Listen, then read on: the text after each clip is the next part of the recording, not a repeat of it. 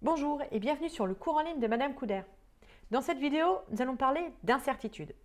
Si ce concept est un peu flou, voire inconnu pour vous, et que c'est juste un mot dans la bouche de votre prof de physique, alors vous êtes au bon endroit. Au programme, comment déterminer simplement une incertitude et comment l'écrire. Si vous avez vu cette vidéo, et si ce n'est pas le cas, je vous encourage à le faire, vous savez qu'en physique, on travaille avec des grandeurs physiques, qui sont des intervalles sur la droite des réels. Bon, une fois qu'on a fait ce constat, on en fait quoi? La première chose à réaliser, c'est qu'il est tout aussi important d'indiquer la valeur de la grandeur physique que la grandeur de l'intervalle. Alors comment faire pour le trouver, la longueur de cet intervalle? Le plus souvent en TP, on fait une seule mesure. On va devoir estimer la grandeur de l'intervalle avec une estimation qu'on appelle de type B, avec une seule mesure. On se rappelle que c'est le capteur qui détermine la longueur de l'intervalle.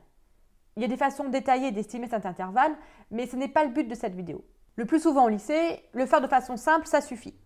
On regarde notre capteur droit dans les yeux et on estime la taille de l'intervalle. Par exemple, une règle. Si le bord de l'objet à mesurer est net, comme le bord d'une feuille de papier, on considère qu'on a un intervalle qui est de l'ordre de la moitié de la plus petite graduation, soit ici un demi-millimètre.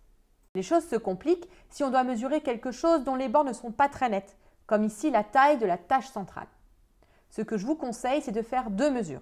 Une en considérant la taille la plus petite, comme entre ici et ici par exemple, puis une autre en considérant que la tâche est la plus grande possible, comme ici et ici. La différence entre les deux vous donne la taille de votre intervalle. L'intervalle ne doit pas être plus petit que 0,5 mm, bien sûr, car c'est la précision liée à la règle. Pour en permettre, il suffit de regarder la notice. Le constructeur vous indiquera comment trouver cet intervalle. Pour un chronomètre, bien sûr, il y a aussi la notice. Mais souvent, ce qui détermine la taille de l'intervalle de mesure, c'est le temps de réaction que vous avez lorsque vous appuyez sur le bouton du chronomètre, que ce soit pour le lancer ou pour l'arrêter. À vous donc de faire plusieurs tests pour estimer cet intervalle. On voit donc qu'il y a autant de façons de mesurer la taille de l'intervalle que d'instruments de mesure et d'expériences différentes. Il faut donc utiliser son cerveau pour proposer la taille de cet intervalle. Et n'oubliez pas, il vaut mieux donner un intervalle un peu plus grand que trop petit.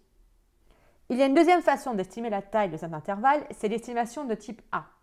Cette façon implique de faire plusieurs mesures avec la même grandeur physique. Et c'est donc une histoire pour une autre vidéo. Une fois la taille de l'intervalle déterminée, comment l'indiquer sur sa copie? La première solution, c'est d'écrire le résultat sous la forme L égale 29,7 plus ou moins 0,05 cm si je mesure la largeur d'une feuille de papier par exemple. La deuxième partie de cette écriture s'appelle UL, c'est ce qu'on appelle l'incertitude sur L. Cette écriture a l'avantage d'être précise, on connaît très bien la taille de l'intervalle. En TP, lorsque c'est vous qui faites les mesures, ce sera donc l'écriture à privilégier. En revanche, c'est une écriture assez lourde, c'est pour cela que dans les exercices, on utilise une autre façon d'écrire, qui sont les chiffres significatifs. Je vous laisse aller voir cette vidéo sur les chiffres significatifs si vous n'êtes pas au point.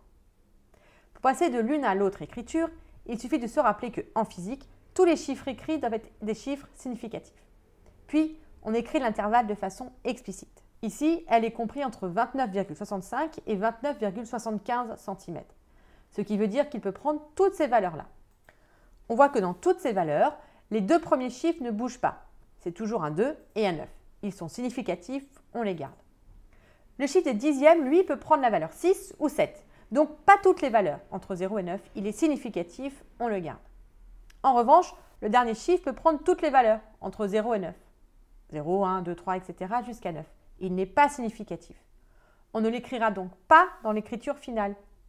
Si on reprend tous les chiffres, on va donc écrire L égale 29,7 cm avec 3 chiffres, tous significatifs. Ces deux écritures sont donc équivalentes, même si la première donne des indications plus précises sur la taille de l'intervalle. Alors, pour résumer, en physique, tous les nombres sont en fait des intervalles.